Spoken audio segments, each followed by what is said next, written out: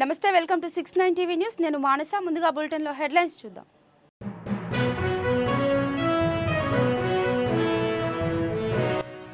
తెలంగాణ అభివృద్ధికి సంబంధించి ప్రభుత్వానికి ఓ కల ఉంది. సియోల్, దుబాయ్ వంటి నగరాలతో ఫ్యూచర్ సిటీ పోటీ పడుతుందన్న సీఎం.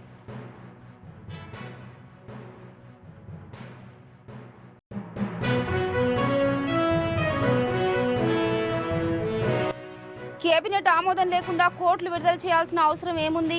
కేటీఆర్పై ప్రభుత్వం ఎందుకు చర్యలు తీసుకోవడం లేదన్న బండి సంజయ్.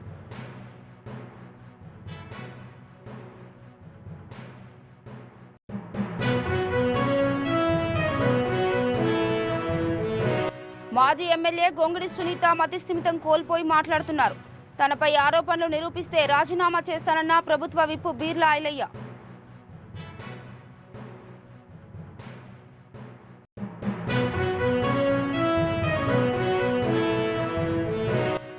కాంగ్రెస్ పార్టీ అంబేద్కర్ జపం చేస్తుందని బీజేపీ నేతలు ఆరోపిస్తున్నారు. ఎందుకు జపం చేయకూడదని ప్రశ్నించిన ఏపీ కాంగ్రెస్ అధ్యక్షురాలు Sharmila.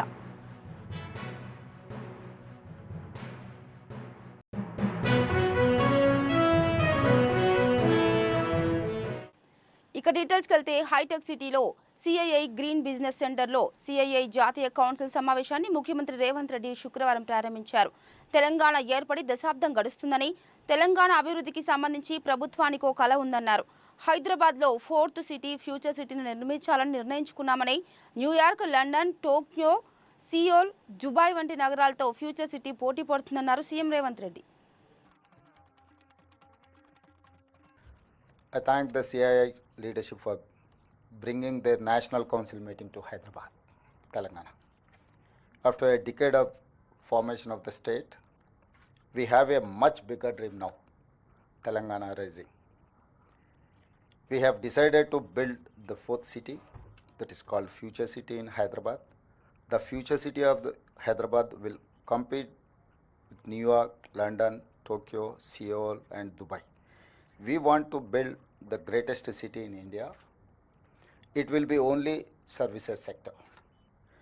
It will aim for total carbon zero. We are replacing all our 3,200 RTC buses with EV vehicles in Hyderabad. We removed registration and road tax on EVs. Telangana is the fastest growing zone for EV sales in India today. Hyderabad is making itself ready for a climate crisis. We want to become totally flood free. India's first city with a climate change strategy action. We are taking action now. Moosi regeneration work has started. A 55-kilometer long river will soon flow here. We are ensuring drinking water supply for 2050 now. Regional ring planning is in process. A regional ring road will be 360 kilometers long. We are planning a regional ring railway around it. We will also have a radial roads connecting ORR and RRR, regional ring road. Between ORR and RRR will be manufacturing base, semi-urban, manufacturing in pharma, life sciences, aerospace, defense, EVs, solar and so on. We have created a high focus on skills and jobs creation. My strategy is to become China plus one alternative for the world.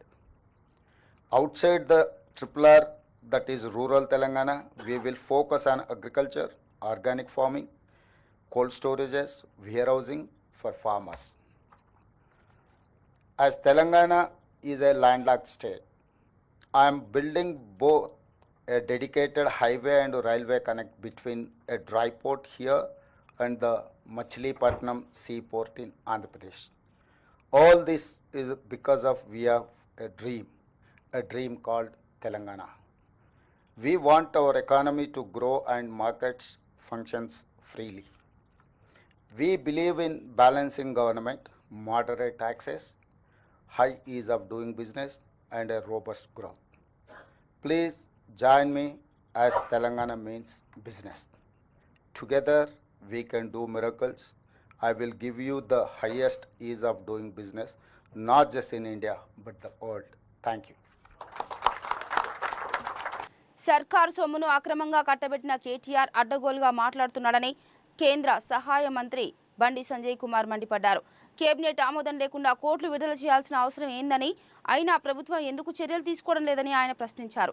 KTR విషయంలో కాంగ్రెస్ చేస్తున్నదంతా లొట్టపీసు వ్యవహారమేనని ఆయన ఎద్దేవా చేశారు. CM Revanth రెడ్డిని అడ్డగోలుగా తిడుతున్నా పట్టించుకోవడం వెనుక ఆంతర్యం ఏంటన్నారు బండి సంజయ్. ఇప్పుడు రాష్ట్ర ముఖ్యమంత్రికి ఏదో అంతకుముందు కసి ఉండే రాష్ట్ర ముఖ్యమంత్రి గారికి ఉందనుకోండి. అయితే వీళ్ళిద్దరు ఒకటైనా డౌట్ వస్తుంది. రాష్ట్ర ముఖ్యమంత్రి కేటీఆర్ ఒకటైనా డౌట్ వస్తుంది. ఎందుకంటే ఒక ముఖ్యమంత్రి పట్టుకొని లొట్టపీసు ముఖ్యమంత్రి అంటాడు, ఒక ముఖ్యమంత్రి సన్నాసి అంటారు, ఒక ముఖ్యమంత్రి చాతాన ముఖ్యమంత్రి అంటే కూడా ముఖ్యమంత్రి పడుతున్నట్టు వీళ్ళిద్దరి మధ్య అండర్స్టాండింగ్ ఏంటి? రాష్ట్ర ముఖ్యమంత్రికును కేసీఆర్ కుటుంబానికి మధ్య జరిగిన అంతర్గత ఒప్పందం ఏంటి? ఏదో ఉన్న ఇద్దరి మధ్యన నన్ను చూడు, అన్న చూడండి, ఇక చూడండి అచ్చలేదు పీకేలేదు. అరెస్ట్ చేస్తారా డౌట్ ఎప్పటికి. లొట్టపీసు కేసు అంటే ఇవాళ తప్పు చేయకుంటే ఇవాళ వాళ్ళ చూస్తే బీఆర్ఎస్ చూస్తే నమస్తుంది. వాళ్ళ చెల్లవైనప్పుడు గిట్నే దేశభక్తురాలు దేశం కోసం స్వాతంత్రం కోసం ఫైట్ చేసి ప్రజల కోసం ఫైట్ చేసి పోతే పోయినట్టు వచ్చి స్వాగతం పడుతుంది. ఈయన అరెస్ట్ చేస్తున్నాట మొత్తం తెలంగాణ ఎందుకు ఆందోళన చేయాలి? బీఆర్ఎస్ పార్టీ శ్రీలకు విజ్ఞప్తి చేస్తాను. మీ నాయకుడు ప్రజా సమస్యల మీద ఓళ్ళే పోతలేడు. ఆయనకు స్వాతంత్ర సమరయోడు కాదని ప్రజా సమస్యలు కొట్లాడిన నాయకుడు కాదు. ఆ విషయంలో జైలు పోతున్నాడు, అవినీతి ఆరోపణ జైలు పోతున్నాడు. ఆయన సమర్థిస్తే మీరు కూడా అవినీతి పడలేకపోతారు. ముఖ్యమంత్రి ఫ్యూచర్ లో నేను కూడా అవినీతి పనులు సమర్థించిన ఆరోపణలు వచ్చినప్పుడు ఊకే బీఆర్ఎస్ జరగ కడిగిన ముచ్చలక బయటకి వచ్చాక మాట్లాడు. ఇవాళ నువ్వు కనీసం క్యాబినెట్ అనుమతి లేకుండా అన్ని కోట్ల రూపాయలు ఏ విధంగా చెల్లిస్తావు? 700 కోట్ల లాభాలు వచ్చినాయి. ఎట్లా వచ్చినాయి లాభం చెప్పాలి? పట్టు లాభాలు చూపట్టు.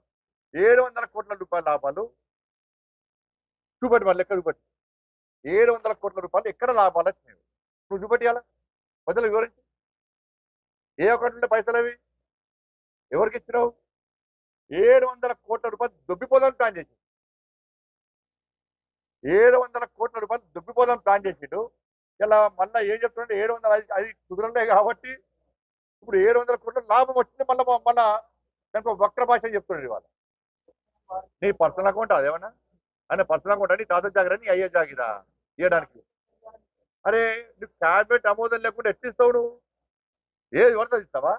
అంత ఆతృత ఇవ్వాల్సిన అవసరం వచ్చింది. అరే ఫీజుల మీద పైసలు ఇవ్వవు, అంత ఆతృత ఇవ్వాలి కదా. ఆరోగ్యశ్రీ పైసలు ఎందుకు వెళ్ళేప్పుడు రైతులకు మీ అయ్యవ చెక్కులు ఇచ్చిన కదా. అంత ఆతృతతోని ఇంకా రైతులకు ఎందుకు చెక్కులు ఇవ్వలే? రైతులకు ఎందుకు బోనస్ ఇవ్వలే? రైతులకు రుణమాఫీ చేయడానికి అంత ఆతృత సంతకాలు ఎందుకు పెట్టలే? క్యాబినెట్ ఆమోదం లేకుండా రైతులకు రుణమాఫీ చేయొచ్చు కదా. నువ్వు ఇవ్వాలనుకుంటే ఎందుకు ఇవ్వలే? ఫీజు రియంబర్స్మెంట్ రైతులకు అప్పుడు ఆమోదం కూడా ఇవ్వాలి, ఎందుకు ఇవ్వలే? దానిలో అంత ఆతృత ఏంది అంటున్నా. అంత ఆతృత క్యాబినెట్ ఆమోదం లేకుండా ఇవ్వడానికి ఆతృత ఏంది? ఎంత లాభాన్ని ఆర్జించి నీ స్వలాభాన్ని ఆర్జించి నువ్వు ఉత్సాహం చూపెట్టావు. దానివల్ల టాపిక్ కేసు అని స్టార్ట్ చేసేది. దాన్ని కాంగ్రెస్ బీఆర్ఎస్ ఒకటే. కాంగ్రెస్ కును మళ్ళా ఇప్పుడు కేసీఆర్ మళ్ళీ ఢిల్లీ పోతాడు, ఢిల్లీ పంపిస్తాడు. ఎందుకంటే డ్రగ్స్ కేసుల కేసీఆర్ కుటుంబం మీద ఈ రాష్ట్ర ప్రభుత్వం ఏం చర్యలు తీసుకోలే. ఎందుకంటే ఢిల్లీ పోయి కప్పం ముట్టయ్యపచ్చారు కేసీఆర్ కుటుంబం. ఒక నాయకుడు అనుకోని ఇచ్చేసి రాపా. నెక్స్ట్ ఫామ్ హౌస్ కేసు అయింది. ఫామ్ హౌస్ కేసులో మళ్ళీ అరెస్ట్ చేస్తారనుకున్నారు. ఇదే ముఖ్యమంత్రి గారు మాట్లాడారు. కేసీఆర్ కొడుకు దాని ఉంది అని చెప్పి ఇదే ముఖ్యమంత్రి గారు మాట్లాడారు. మళ్ళీ ఏం చేసారు? పోయి 2 రోజులు టీవీలలో మొత్తం బ్రేకింగ్లు షేకింగ్లు మొత్తం 2 రోజులు టీవీలు మొత్తం అంటే ఏమైంది? లొట్ట పీస్ అయింది. అది లొట్ట పీస్. కాంగ్రెస్ ప్రభుత్వం చేసేది లొట్ట పీస్ బీఆర్ఎస్ పార్టీ మీద. ఆలేరు మాజీ ఎమ్మెల్యే గొంగిడి సునీతకు ప్రభుత్వ విప్ ఎమ్మెల్యే బీర్లా ఐలయ్య సవాల్ విసిరారు. తనపై ఆరోపణలు నిరూపిస్తే ఎమ్మెల్యే పదవికి రాజీనామా చేస్తానని, నిరూపించకపోతే రాజకీయ సన్యాసం తీసుకుంటావా అని ప్రశ్నించారు. గొంగిడి సునీత మతిస్థిమితను కోల్పోయారని ఆరోపించారు. కేటీఆర్ తప్పు చేసిండు కాబట్టే ప్రశ్నించానని, బీసీ ఎమ్మెల్యేను కాబట్టే ఆరోపణలు చేస్తున్నారని ఆరోపించారు. ప్రజాదరణ చూసి గొంగిడి సునీత ఓర్వలేకపోతుందని, దమ్ముంటే 10 రోజుల్లో తనపై చేసిన ఆరోపణలు నిరూపించాలన్నారు ప్రభుత్వ విప్ బీర్లా ఐలయ్య. మీకు దమ్ము ధైర్యం ఉంటే బీర్లా ఐలయ్యకి ఎక్కడైనా ఆ 10 ఎకరాలతో సంబంధం ఉందని ఒక్క డాక్యుమెంట్ నిరూపించుని, నేను రాజీనామా చేస్తా. మీకు 10 రోజులు సమయం ఇస్తున్నా, చెప్పుని, నేను వస్తా. ఆ డాక్యుమెంట్లకు కానీ ఆ ల్యాండ్కి కానీ నాకు సంబంధం ఉంటే నేను రాజీనామా చేయడానికి సిద్ధం. మొన్న పదవి పోయింది, ఇలా పిచ్చెక్కి మాట్లాడుతుంది. ఆమె మాటలకు అర్థం ఉందా? ఒకసారి అన్నది నేను ఇంగ్లీష్ చదువుకున్నా, ఐలేక్ ఇంగ్లీష్ రాదని. మరి ఆ మాజీ ఎమ్మెల్యే గారు అడుగుతున్నా, నీకు చదువు ఎక్కువైంది తల్లి, ఒక్కసారి డాక్యుమెంట్ లో బీర్లైలే పేరు కానీ బీర్లైలే అనుచరులు కానీ ఆలయ నియోజకం సంబంధించిన వాళ్ళ పేర్లు ఉన్నాయా? 154 డాక్యుమెంట్లు అయినాయి అన్నావు. 150 డాక్యుమెంట్లు ఐలే పేరు కానీ ఐలేకి సంబంధించిన వాళ్ళ పేర్లుంటే నేను తక్షణమే రాజీనామా చేస్తా, లేకపోతే నువ్వు రాజకీయ సన్యాసం తీసుకో. పిచ్చి పిచ్చి మాటలు మాట్లాడుతున్నావు, నీకు పదవైనటువంటి బాధలో మతి స్థిమితమై మాట్లాడుతున్నావు. అవసరమైతే ఎర్రగడ్డకో యశోద హాస్పిటల్ రెఫర్ చేస్తా, చూసుకొని మతి తెచ్చుకొని మాట్లాడమని చెప్తున్నా. చదువుకున్న వాళ్ళు నా రకంగా మాట్లాడతారా? సంఘటన జరిగి 10 రోజులు అవుతుంది. నిన్న కేటీఆర్ గారు గౌరవ ముఖ్యమంత్రి మాట్లాడిన మీద నేను ప్రెస్ మీట్ పెడితే నీ పార్టీ నీకు చివాట్ వేస్తే నువ్వు నా మీద ప్రెస్ మీట్ పెడతావు. అవును, కేటీఆర్ బద్మాశాలు లుచ్చాశాలు వేసిండు కాబట్టి ఇలా కోర్టు ఎక్కాల్సి వస్తుంది, ఇలా ఏసీబీ దగ్గరికి పోవాల్సి వస్తుంది. 55 కోట్లు ప్రభుత్వ ధనాన్ని మంత్రివర్గంలో చర్చించకుండా ఎవరప్ప సొమ్మనిచ్చిండు, విదేశాలకు ఎట్లా కట్టబెట్టిండు. దాని మీద ప్రశ్నిస్తే నీకు ముఖం చల్లగా బీలైన ఒక బీసీ బిడ్డ అని చెప్పి ఒక దురాంకరంతో మాట్లాడుతున్నావు. బీలైన పేరు మారిందంటున్నావు. అవును, బీలైన పేరు 10 నెలల్లో మారింది. ఇలా నీళ్ళైనా అని చెప్తున్నారు. దానికి నువ్వు తట్టుకోక ప్రజాదరణ చూసి 10 ఏళ్లలో చేయని పనులను 10 రోజులలో చేస్తుంటే మది స్థిమితం కోల్పోయి ఏమన్నా నీకు ప్రజల మీద విశ్వాసం ఉంటే నేను ఛాలెంజ్ విసురుతున్నా. 10 రోజుల్లో ఎక్కడికి రమ్మంటావు చెప్పు. ఆ డాక్యుమెంట్లతో కానీ ఆ ల్యాండ్ యజమానులతో కానీ నాకు సంబంధాలు ఉన్నట్టయితే నేను రాజీనామా సిద్ధం. నువ్వు నీ రాజకీయ సన్యాసానికి సిద్ధమని సవాల్ విసురుతున్నా. దమ్ముంటే సవాల్ స్వీకరించి ఈ డాక్యుమెంట్ల మీద చర్చ పెట్టాలి. నేను ఇప్పటిదాకా మాట్లాడదలుచుకోలే. మీ పిచ్చి పిచ్చి మాటలు నేను తడవా. నేను ఒక బీసీ బిడ్డగా కింది స్థాయి నుంచి వచ్చిన వ్యక్తిగా నేను అభివృద్ధి మీద మాట్లాడతా. నా ఆలయాలను కాబట్టి ఆలయంలో అభివృద్ధి చేస్తా. ఇంకా ఆలయంలో ఉన్నటువంటి రైతన్నల కాలు గడవడం కోసం గోదావరి నీళ్ళు వచ్చి ప్రతి ఎకరాకు నీళ్ళు అందిస్తా. రాజ్యాంగ నిర్మాత బాబాసాహెబ్ అంబేద్కర్ ను అవమానపరిచిన కేంద్ర హోంశాఖ మంత్రి అమిత్ షా తక్షణమే రాజీనామా చేయాలని పిసిసి అధ్యక్షురాలు వైఎస్ షర్మిల డిమాండ్ చేశారు. ఈ మేరకు విశాఖ కాంగ్రెస్ పార్టీ కార్యాలయంలో జై బాపూజీ, జై భీమ్, జై సంవిధాన నినాదం బ్రోచర్ను ఆమె ఆవిష్కరించారు. అనంతరం జరిగిన కార్యక్రమంలో షర్మిల మాట్లాడుతూ నిండు పార్లమెంటు సభలో హోం మినిస్టర్ అమిత్ షా అంబేద్కర్ను హేళన చేస్తూ వ్యాఖ్యలు చేయగా బీజేపీ ఎంపీలు నవ్వడం జరిగిందని మండిపడ్డారు. కాంగ్రెస్ పార్టీ అంబేద్కర్ జపం చేస్తుందని ఆరోపిస్తున్నారని, ఎందుకు జపం చేయకూడదని ఆమె బీజేపీ నేతలను ప్రశ్నించారు.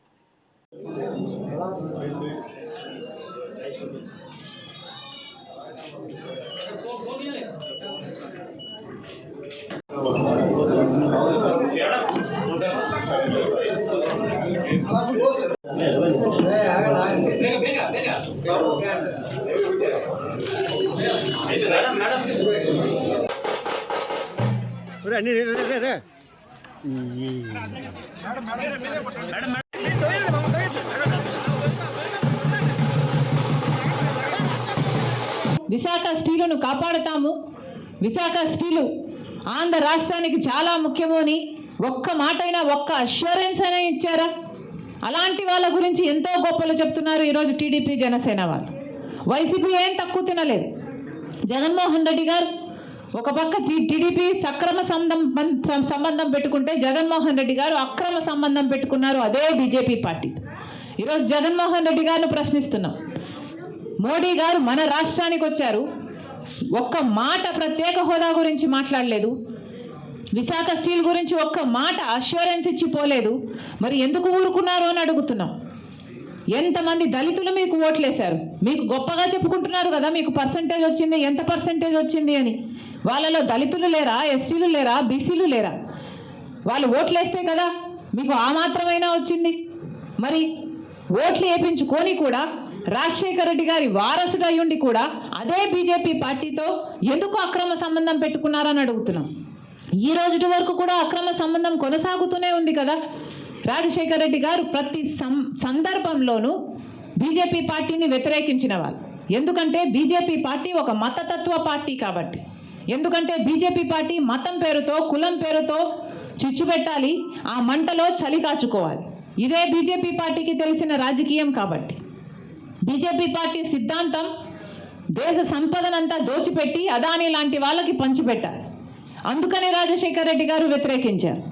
బీజేపీ అనుసరిస్తున్న వ్యవహారం ప్రభుత్వ వ్యవస్థలను అన్నిటినీ, ఆర్బీఐ అయినా, సిబిఐ అయినా, ఈడీ అయినా, ఇన్కమ్ ట్యాక్స్ అయినా, స్టాక్ ఎక్స్చేంజ్ అయినా, ఏ వ్యవస్థనైనా తమ గుప్పిట్లో పెట్టుకొని స్వార్థ రాజకీయాలు వాడుకునే పార్టీ బీజేపీ పార్టీ కాబట్టే రాజశేఖర రెడ్డి గారు ఆ రోజు నుంచి వ్యతిరేకిస్తూ వచ్చారు. మరి అలాంటి రాజశేఖర రెడ్డి గారి కొడుకై ఉండి జగన్మోహన్ రెడ్డి గారు అదే బీజేపీ పార్టీకి ఎందుకు కొమ్ము కాస్తున్నారు? అదే బీజేపీ పార్టీకి ఎందుకు గులాంగిరి చేస్తున్నారు? వీళ్ళ రాజశేఖర రెడ్డి గారి వారసులు. మళ్ళీ చెప్తున్నాం, ఈరోజు బీజేపీ పార్టీకి వ్యతిరేకంగా రాజశేఖర రెడ్డి బిడ్డలలో ఎవరైనా నించున్నారు అంటే అది నేనే, షర్మిలారెడ్డి మాత్రమే. మళ్ళీ చెప్తున్నాం, ఈరోజు ఆంధ్ర రాష్ట్రంలో ఏ పార్టీ అయినా బీజేపీ పార్టీకి వ్యతిరేకంగా నించుంది అంటే అది కాంగ్రెస్ పార్టీ మాత్రమే. మళ్ళీ చెప్తున్నాం, ఈ దేశంలోనే బీజేపీ పార్టీని వ్యతిరేకిస్తున్న ఏకైక అలయన్స్ ఏదైనా ఉంది అంటే అది ఇండియా బ్లాక్ మాత్రమే. ఇదే బీజేపీ పార్టీ అధికారంలో కొనసాగితే రాజ్యాంగాన్ని మార్చే ప్రమాదం ఉంది. ఇదే బీజేపీ పార్టీ అధికారంలో కొనసాగితే రిజర్వేషన్లు రూపుమాపే ప్రమాదం ఉంది. ఇదే బీజేపీ పార్టీ అధికారంలో ఉంటే దేశ సంపదను మొత్తం అదానీ లాంటి వాళ్లకు దోచిపెట్టే ప్రమాదం ఉంది. మన దేశాన్ని రక్షించుకోవాలంటే ఈరోజు కాంగ్రెస్ పార్టీ అవసరం. అత్యంత ప్రాచీన పుణ్యక్షేత్రమైన అక్కన్న మాదనలు నిర్మించిన ఉద్యమరి శ్రీ వెంకటేశ్వర స్వామి ఆలయంలో వైకుంఠ ముక్కోటి ఏకాదశి ఉత్సవాలు వైభవంగా జరిగాయి. మేడ్చల్ జిల్లా మూడుచింతలపల్లి మండలం ఉద్యమరిలోని శ్రీ వెంకటేశ్వర స్వామి ఆలయంలో ముక్కోటి ఏకాదశిని పురస్కరించుకుని భక్తులు భారీ సంఖ్యలో పాల్గొని ఉత్తర ద్వారం గుండా స్వామివారిని దర్శించుకున్నారు. ముక్కోటి ఏకాదశి సందర్భంగా తెల్లవారుజాము సుప్రభాత్ సేవ, పంచామృత అభిషేకం, విశేష అలంకరణ వంటి పూజా కార్యక్రమాలు నిర్వహించారు. అనంతరం భక్తులకు వైకుంఠ ఉత్తర ద్వార దర్శనం కల్పించారు.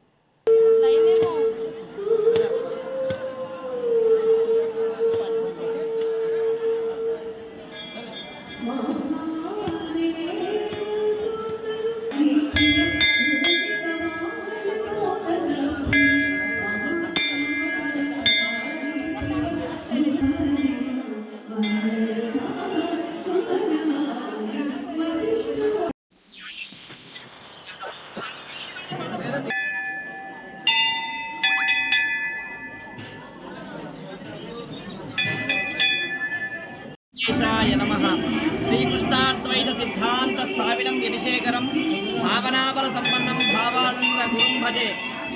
అలా వైకుంఠపురంగా విరాజిల్లుతున్నటువంటి ఉద్దమర్రి అక్కన్న మాదన్నల చేత నిర్మితమైనటువంటి అద్భుతమైనటువంటి సుందరమైనటువంటి శ్రీ రామదాసు కాలం నాటి అక్కన్న మాదన్నల చేత నిర్మించబడినటువంటి విష్ణు శివ దేవాలయంలో ఈరోజు వైకుంఠ ఏకాదశి పర్వదినాన్ని పురస్కరించుకొని అద్భుతంగా దేవాలయంలో ఉదయం స్వామివారికి 2 గంటలకు సుప్రభాత సేవతో స్వామివారి యొక్క సేవా కార్యక్రమాలు ప్రారంభమై పంచామృత ఫలరసోదక స్నానాలతో స్వామివారికి అభిషేకించి అలంకారము అద్భుతమైనటువంటి దర్శనాన్ని ఏర్పాటు చేశారు. శ్రీ పాలకవర్గం, శ్రీ దేవాలయ చైర్మన్ గారు ఆడపు నిర్మలా వెంకటగిరి ప్రసాద్ గారి ఆధ్వర్యంలో వారి యొక్క పాలక వర్గము వైదిక నిర్వహణ అద్భుతంగా ఏర్పాటు చేసినటువంటి శ్రీ వెంకటేశ్వర స్వామి వారి యొక్క సంపూర్ణమైనటువంటి ఆశీర్వాదం మన అందరి యందు ఉండి తెలంగాణ ఉభయ రాష్ట్రాలన్నీ కూడా సుభిక్షంగా ఉండాలని చెప్పి ఆశిస్తూ ఉన్నాము. ఎందరో భాగ్యనగరం నుంచి ఇతర రాష్ట్రాల నుంచి కూడా విచ్చేసి స్వామివారిని దర్శించుకుంటున్నారు. ఓం నమో వెంకటేశాయ నమః. వెంకటాది సంస్థానం బ్రహ్మాండే నాస్తికించన వెంకటేశ సమోదేవో నభూతో నభవిష్యతి. లక్ష్మీరమణ గోవింద గోవింద. ఓం స్వస్తి. వైకుంఠ ముక్కోటి ఏకాదశి పర్వదినాన్ని పురస్కరించుకొని శామీర్పేట్ మండలం అలియాబాద్ చౌరస్తాలోని రత్నాలయంలో నిర్వహించిన వైకుంఠ ఏకాదశి పూజలు ఘనంగా జరిగాయి. స్వామివారి దర్శనానికి భక్తులు భారీ సంఖ్యలో పాల్గొన్నారు. రత్నాలయంకు వచ్చిన భక్తులు ఉత్తర ద్వారం నుండి స్వామివారిని దర్శించుకున్నారు. ఈ సందర్భంగా అర్చకులు మాట్లాడుతూ ముక్కోటి ఏకాదశి అంటే 33 కోట్ల దేవతల సహా సామాన్య ప్రజలు కూడా దర్శించుకునే రోజు అని తెలిపారు. తిరుమలలో జరిగే సేవలు ఈ రత్నాలయంలో కూడా జరుగుతున్నాయన్నారు. భక్తులకు ప్రాధాన్యతనిస్తూ స్వామివారి దర్శనం అందుతుందన్నారు. సుప్రభాత సేవ, అర్చన, అభిషేకం వంటి పూజా కార్యక్రమాలు నిర్వహించామన్నారు అర్చకులు. నడవండి, చూస్తూ నడవండి, ఆగకండి, జరగండి, జరగండి, ఆగకండి, జరగండి, చూస్తూ నడవండి, చూస్తూ నడవండి, ఆగకండి.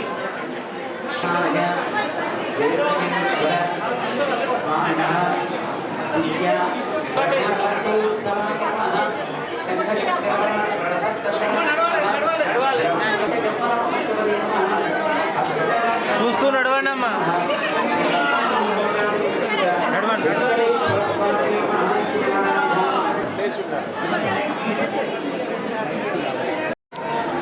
జై శ్రీమన్నారాయణ. భక్తులందరికీ కూడా రత్నాలయ వెంకటేశ్వర స్వామి వారి యొక్క అనుగ్రహం కలగాలని కోరుకుంటూ ఈరోజు వైకుంఠ ముక్కోటి ఏకాదశి, ఇవాళ జనవరి 10, 2025 సంవత్సరం. ఈ రోజున ముక్కోటి ఏకాదశి మన అదృష్టాన్ని వచ్చింది. ఎందుకు వచ్చింది అంటే 33 కోట్ల మంది దేవతలతో సహా మనం కూడా స్వామివారిని దర్శించుకునే భాగ్యం ఈరోజు మనకు కలిగింది అనమాట. ఇది రత్నాలయ దివ్యక్షేత్రం. దీనికి మరొక పేరు కూడా ఉంది, భక్తులు ఇచ్చింది. ఏమిటంటే తెలంగాణ తిరుపతి అని భక్తులు పిలుస్తూ ఉంటారు. మేమే ఆశ్చర్యపోతున్నాం, ఏమిటి అలా పిలుస్తున్నారు అంటే, అయ్యా మేము తిరుపతి వెళ్ళలేని పరిస్థితుల్లో మాకు ఈ ఆలయం ఇక్కడ ఏర్పడిందండి. ఈ ఆలయం సుమారు 2022 సంవత్సరంలో దీనికి శంకుస్థాపన జరిగింది. 2003 సంవత్సరం ఫిబ్రవరి 19వ తేదీన ఇది ప్రతిష్ఠ చేశారు.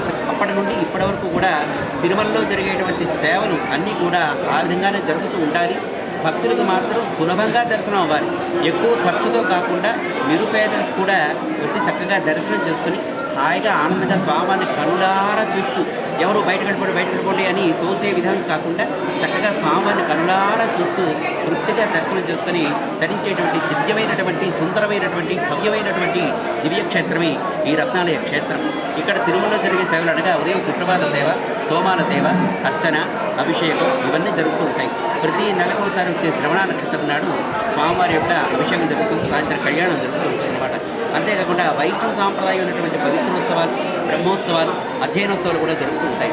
ఇవాళ ఈ ముక్కోటి ఏకాదశి నాడు సుమారు ఒక 50,000 మంది ప్రజలు వచ్చి చక్కగా స్వామివారిని దర్శించుకొని హాయిగా తనివి తీరా పొలగించి మరలా వచ్చే ముక్కోటి ఏకాదశి వరకు మమ్మల్ని కాపాడు తండ్రి అని భక్తులు స్వామిని కోరుకుంటూ హాయిగా ఆనందంగా వారి స్థానాలకు వెళ్ళడం, స్వామివారి యొక్క అనుగ్రహం వారికి లభించడం మనం ఎంతో చేసుకున్నటువంటి అదృష్టం. కాబట్టి మీరు కూడా ఎవరైనా చూస్తున్న వాళ్ళు చక్కగా ఈ రత్నాలయానికి వచ్చేయండి, స్వామివారికి అనుగ్రహాన్ని పొంది తరించాలి.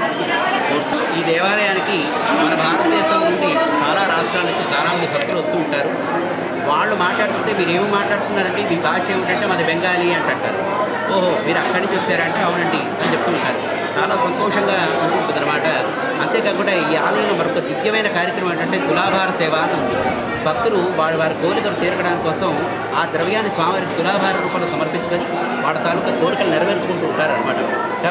మెదక్ జిల్లాకు చెందిన కాంగ్రెస్ పార్టీ సీనియర్ నేత అరుణార్తి వెంకటరమణ మాజీ ఎమ్మెల్యే మైనంపల్లి హనుమంతరావుకు వినూత్న రీతిలో జన్మదిన శుభాకాంక్షలు తెలిపారు.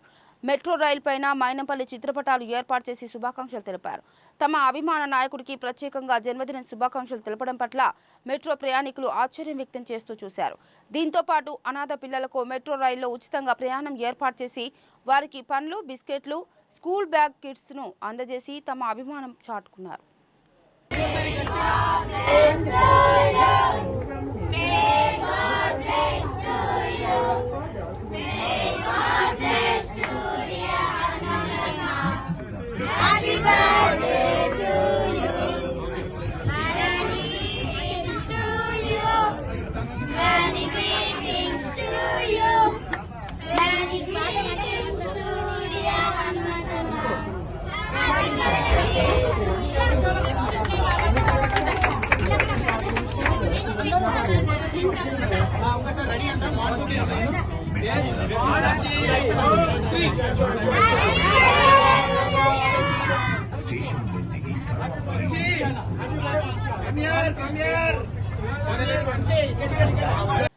నిషేధిత చైనా మాంజాను జల్లపల్లి మున్సిపాలిటీలో ఓ నిర్మానుష ప్రదేశంలో నిల్వ చేసినట్లు సమాచారం రావడంతో మహేశ్వరం ఎస్ఓటీ పోలీసులు దాడులు చేసి సుమారు 10 లక్షల విలువైన మాంజాలను స్వాధీనం చేసుకున్నారు. చైనా మాంజాను అక్రమంగా నిల్వ చేసిన, విక్రయించిన కఠిన చర్యలు తీసుకుంటామని పోలీసులు హెచ్చరించారు.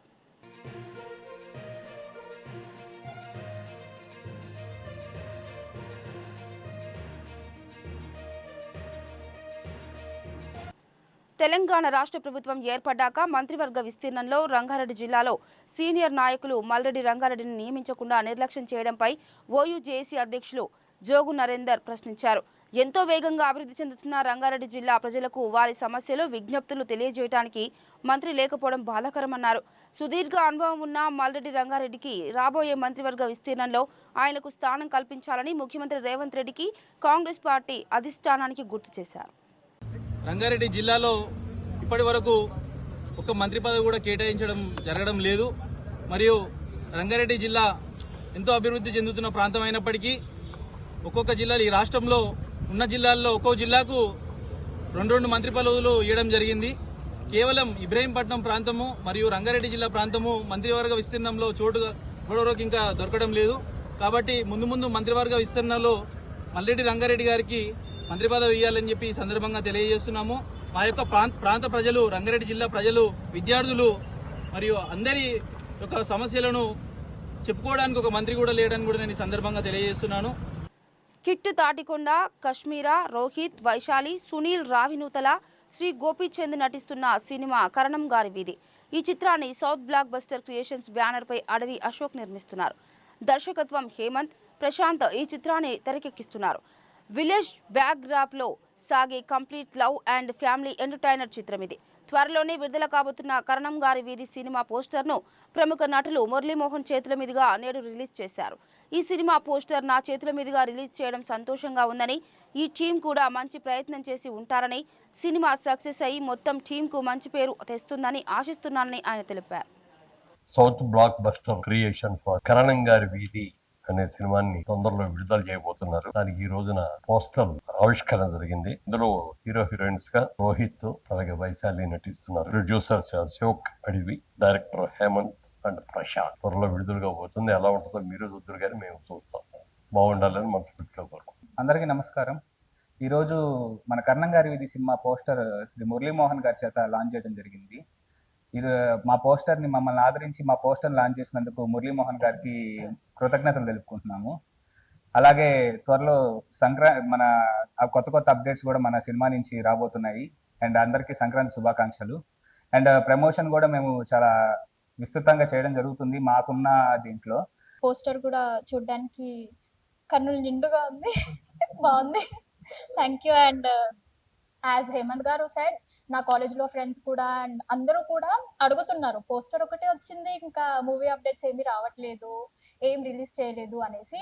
వస్తుంది, కొంచెం వెయిట్ చేయాలి, డెఫినెట్గా వచ్చేస్తుంది. And do support to my team members and movie. ఇక బులెటిన్ ముగించే ముందు హెడ్లైన్స్ మరోసారి.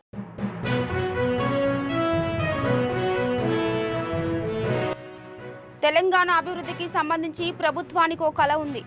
సియోల్, దుబాయ్ వంటి నగరాలతో ఫ్యూచర్ సిటీ పోటీ పడుతుందన్న సీఎం.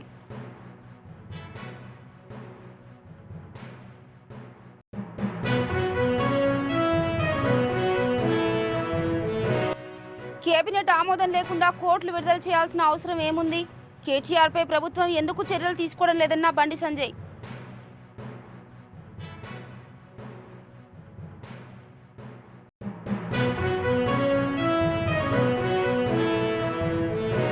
మాజీ ఎమ్మెల్యే గొంగిడి సునీత మతిస్థిమితం కోల్పోయి మాట్లాడుతున్నారు. తనపై ఆరోపణలు నిరూపిస్తే రాజీనామా చేస్తానన్న ప్రభుత్వ విప్ బీర్లా ఐలయ్య.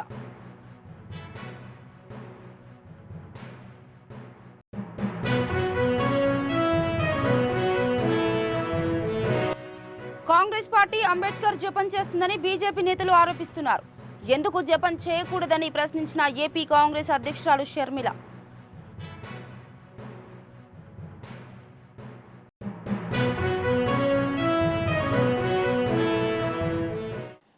ఇవి బులెటిన్ అప్డేట్స్. మరో బులెటిన్తో మళ్ళీ కలుద్దాం. అంతవరకు చూస్తూనే ఉండండి 69 టీవీ న్యూస్. నమస్తే.